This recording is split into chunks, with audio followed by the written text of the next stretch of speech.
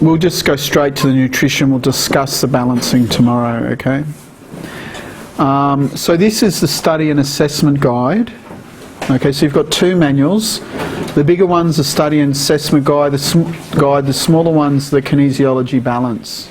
Okay, so in here you've got 2 units of competency. You've got Health Nut 602 and Health Nut 610. Yep. Oh, that's what I call them. It's HLT, NUT, so Health Nut. So Health Nut 602 is provide kinesiology, it's provide nutritional care. I've contextualised it with kinesiology. So we're providing nutritional care with kinesiology, okay? The other, it's an elective. It's one of the 3 electives that I chose. Okay, and so now, so the first part you've got information. It's just a bit of theory. It's out of actually one of the nutrition theory manuals about different carbohydrates. Now you need to have that book, the Murray book, the Encyclopedia of Nutrients, okay? It's like a required text, you need to buy it. It's not expensive, but it's really good. And I've checked with my colleague in America he's a kinesiologist and he runs a nutritional dispensary, and he said that's a really good book, and looking through it, it's really got great information, that book. So I'm here just to explain it to you because we haven't been doing it as a class. Probably in the new diploma I will. I'm going to actually write it into a class. I haven't made it a class yet, but I'm going to. And once I do that, I'll actually bring it into the diploma. So what I'll do for the diploma graduates, because since you've already put money towards it, once I do the class, you'll be able to come half price repeaters, okay? So that's for any diploma graduates, okay? If you haven't graduated and haven't been studied, well, you know. So I'm just giving you incentive to graduate.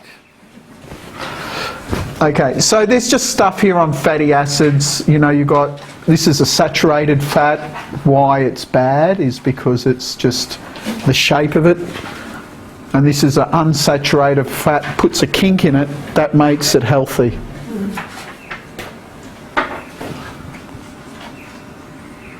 Cis trans fats. Trans fats actually make it look like a saturated fat, that's why they're bad for you. And so it just shows you, explains all of that.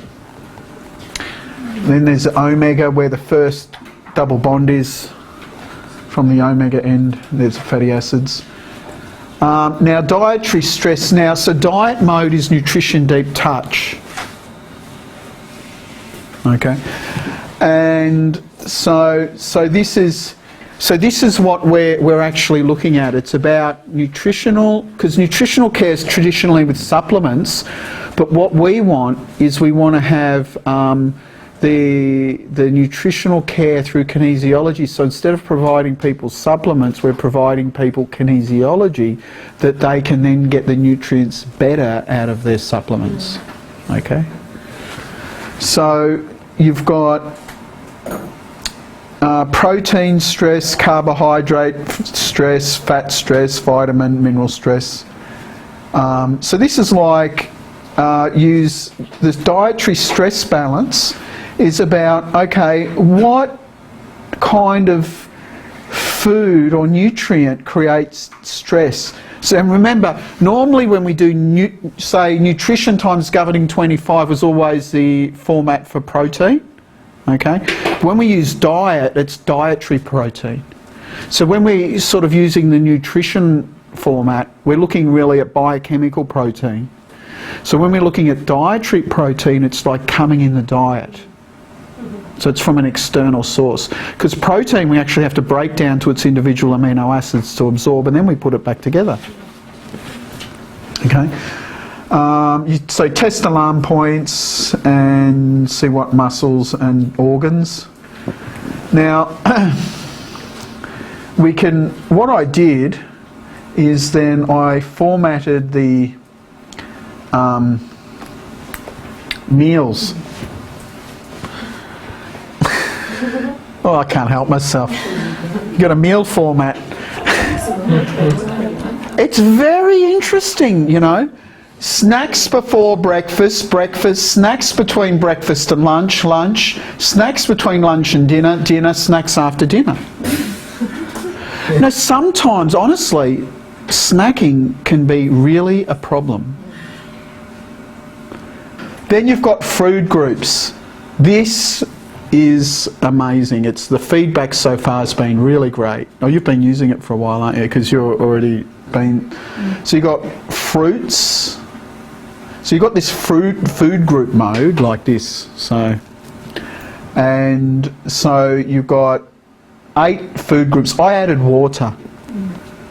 So normally they say there's 7. I mean, how many different... I mean, I did a lot of research. What are the main food groups? And so this is what I came up with, 7. Then I added water to make it 8. Because we don't really... I mean, water should be considered as a food group, as an intake. I mean, since our body's 60% water. And the rest is 40%, you know. So you've got fruits, grains, vegetables, meats, nuts and seeds, legumes and dairy. And water. Yep. And so these help us analyse in a meal what food groups are the problem. Okay?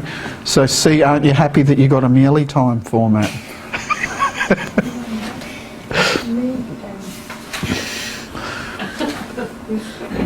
Okay, so then you've got some formats here. I'll put them in from the nutrition course. So plan the specialised treatment. We've got the dietary stress procedure.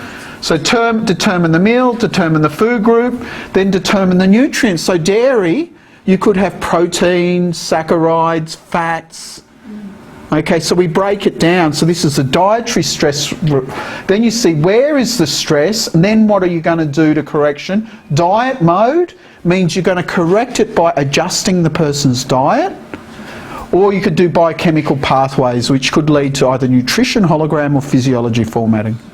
Okay, so at least all of you have done physiology formatting. So that's the dietary stress. That's fairly straightforward. Okay, so then you're going to... Then you see, with the diet mode, you repeat 1 and 2 to see what diet needs correcting. So you go back and see what meal and what food group. So if you come here and it says diet needs correcting, then you say, okay, what's the problem? Breakfast, carbohydrate. Oh yeah, all I have for breakfast is toast and jam.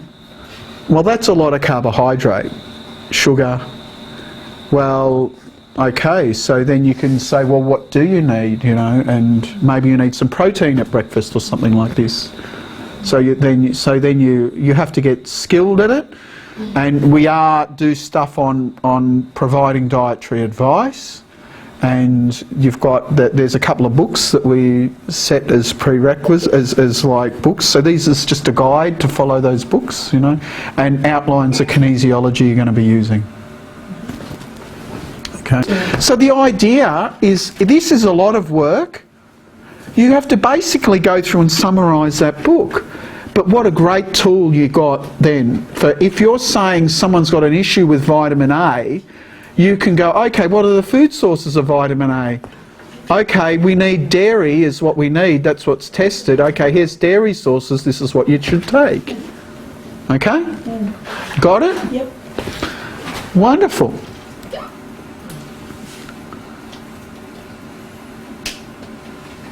Okay, so we did this, that we did. Yeah. Da-di-da, all this interesting. Okay, then we've got the dietary toxicity procedure. So this is the second, there's 3 balances. So one is the dietary stress, and this is now dietary toxin. So toxicity means excess. So this is, say you've got too much protein in your diet, or you've got too much fat in your diet, or you've got too much carbohydrate in your diet. And so when you've got excess, it causes damage, and therefore it's a toxicity. So the toxicity really means excess. Too much, more than you need for healthy functioning, and it causes a detrimental effect in your body. So if you consider that, If you have too much carbohydrate in your diet, then it's toxic. So Hugo, the other... So determine which food group is the problem. So determine which nutrients are in the problem. Okay. So you've got all these nutrients, vitamins. I've put all these nice formats in you from the nutrition course. Okay. Test alarm points. See what organs are gland. For each nutrients that show in 2, check the following: excess, deficiency or contraindications. So contraindications means there's something working against it, that it's creating a contraindication. So that means there's a cross, it could be with drugs, it could be with other nutrients, but there's something. So something blocking the absorption? Doesn't necessarily mean the effect. It could be absorption, it could be biochemistry, it could be anywhere. Okay. Okay, so then you balance. So this is, you're doing it on a point of view. Before we had just stress, now we've got excess. Okay? That's what this balance is. What is toxicity mode for excess, deficiency and contraindications? Or do you know toxicity mode? No. It's like this. It's like this, like that. Like that? Okay. Yeah, it's like you're going to give it the flick. Give your middle finger the flick.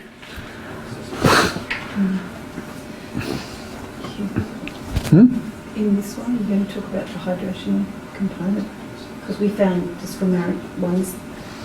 Oh yeah, toxicity. Always check your hydration on the organs and glands for the flushing of the toxins.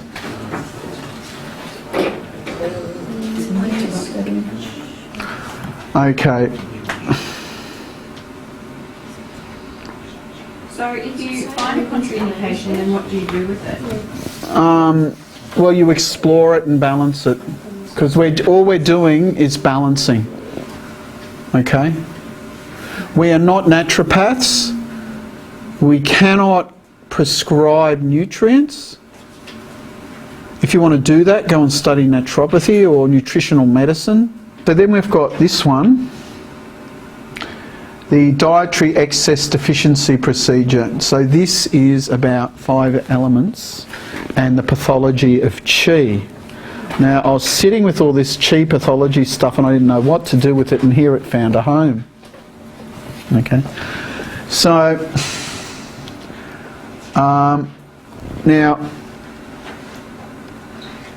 so read chapter 1, Healing with Whole Foods. That's the second book that I've prescribed. Brett's got it there. Is that your one? No, it's yours. Oh. Drag this across.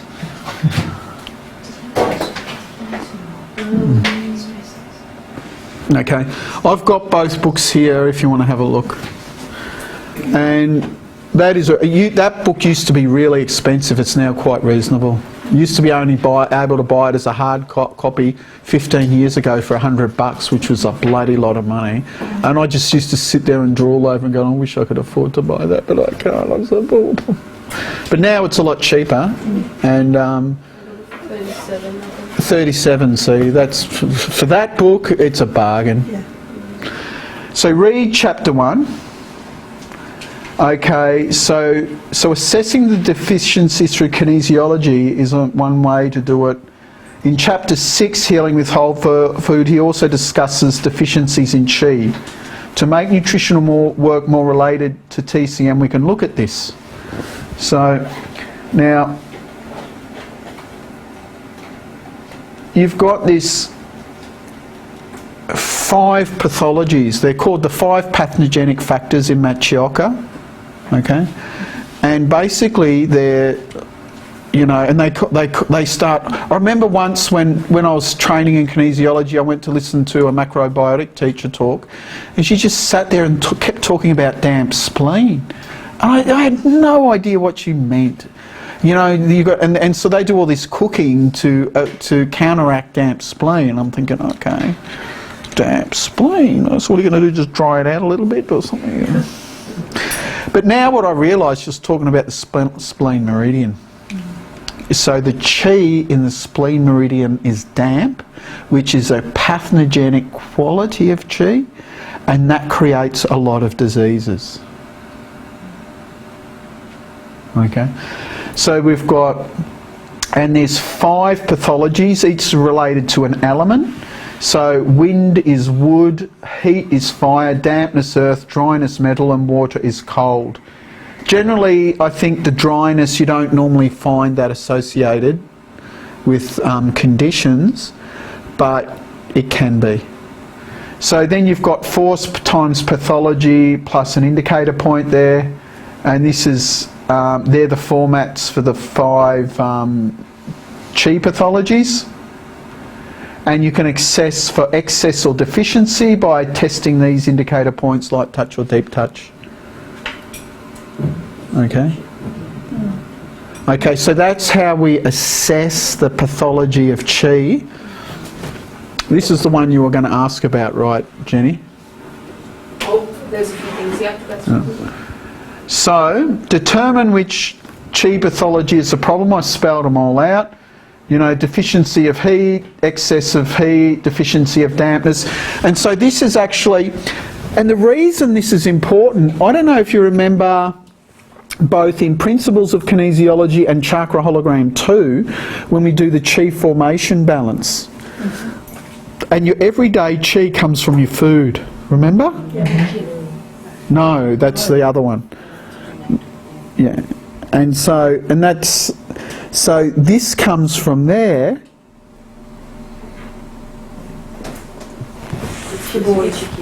Oh, is it? So that's the food chi. So now what we're looking is the pathology of chi. And so determine which food group is the problem. So again, so that's what we're doing there. You determine the... Okay, determine which nutrients are the problem, and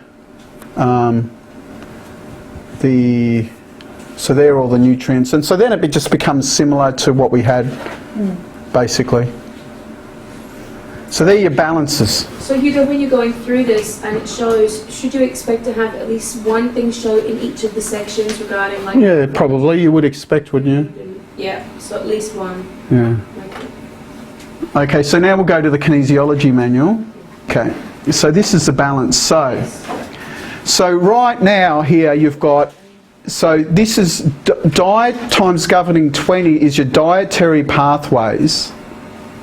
Okay, so this is like your overall balancing thing, like emotion times 20 is for NAPS, or hormone times 20 is for hormone, or whatever, you know. Then you've got the dietary excess deficiency, the toxicity, or the dietary stress balance. Each one's got a format. You know, if force times pathology, do that one page 6. If it's toxicity mode, do the one on page 4. If they don't show, do the one below. And they're the balances we just went through. Okay? What's the finger mode then for dietary stress? There isn't one. It's default. The other two don't show. If the other two don't show, then you do that one below. Okay. That's what I said. Okay. Case study guidelines, so you need 3 of each. Now remember, when you know, a lot of people, when you're writing your powers of stress, make sure you do your post-balance analysis discussions and recommendations and follow-up.